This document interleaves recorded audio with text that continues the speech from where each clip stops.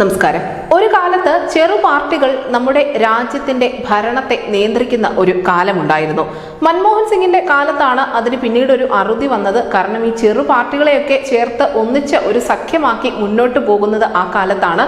UPA രൂപീകരിക്കുന്നു. പക്ഷേ ഇതേ UPAയിൽ തന്നെ രാജയും മറ്റും എത്തിയതോടുകൂടി ആ സഖ്യം തന്നെ അഴിമതിയിൽ മുങ്ങിപ്പോകുന്നു. പിന്നീട് അത് പയ്യെ തകർച്ചയുടെ വക്കിലേക്ക് നീങ്ങുകയും ചെയ്യുന്നു. പിന്നീട് വന്നത് മോദി സർക്കാരാണ്. ഈ മോദി സർക്കാർ വന്നതിന് ശേഷം സുസ്ഥിരമായ ഒരു ഭരണം തന്നെയാണ് രാജ്യം കണ്ടിട്ടുള്ളത്. എന്നാൽ വീണ്ടും നമ്മുടെ രാജ്യത്തിന്റെ ഭരണം സഖ്യകക്ഷികളുടെ കനിവ് തേടി പോകുന്ന കാഴ്ചയാണ് ഇപ്പോൾ കാണാൻ സാധിക്കുന്നത്. കാരണം നിലവിൽ മോദി ഉൾപ്പെടെയുള്ള പ്രധാനപ്പെട്ട നേതാക്കൾ നിതീഷ് കുമാറിനെയും ചന്ദ്രബാബു നായിഡുവിനെയും ഒപ്പം നിർത്താനുള്ള പരിശ്രമങ്ങൾ വളരെ ഊർജിതമാക്കി മുന്നോട്ട് പോയിക്കൊണ്ടിരിക്കുകയാണ്. ഈ ചെറു പാർട്ടികളുടെ നിയന്ത്രണത്തിലേക്ക് രാജ്യഭരണം മാറുന്നത് ഒരു പരിധിവരെ നല്ലതാണ് എങ്കിൽ പോലും അതിനുള്ള ദോഷവശങ്ങൾ വളരെ അധികമാണ്. ഓരോ MPയും വളരെ നിർണായകമാകുന്ന ഒരു ഘട്ടത്തിനാണ് ഇനി നമ്മൾ സാക്ഷ്യം വഹിക്കാൻ പോകുന്നത്.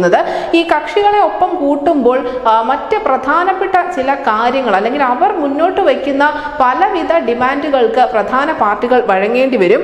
റീജിയണൽ ഇൻട്രസ്റ്റുകൾ അഥവാ പ്രാദേശികമായ ആവശ്യങ്ങൾക്ക് വളരെയധികം പ്രാധാന്യമേറും. നമുക്കറിയാം DMK, JDU, TDP പോലെയുള്ള സഖ്യകക്ഷികളെല്ലാം തന്നെ പ്രാദേശികവാദത്തിന് വലിയ ഊന്നൽ നൽകുന്നവരാണ്. ഇവരൊക്കെ ഒപ്പം ചേരുകയാണ് എന്നുണ്ടെങ്കിൽ ഇവർ പറയുന്ന കാര്യങ്ങൾ അംഗീകരിക്കാതെ ഒരിക്കലും മുന്നോട്ട് പോകാൻ സാധിക്കില്ല.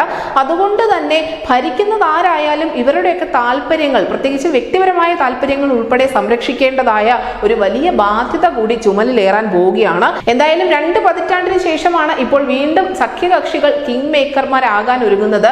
ഇനി എന്തായിരിക്കും ഇവരുടെയൊക്കെ തീരുമാനം എന്നതിനെ ആശ്രയിച്ച് തന്നെയായിരിക്കും നമ്മുടെ രാജ്യത്തിന്റെ ഭാവി നിർണ്ണയിക്കപ്പെടാൻ പോകുന്നത്. News desk news India Malayalam.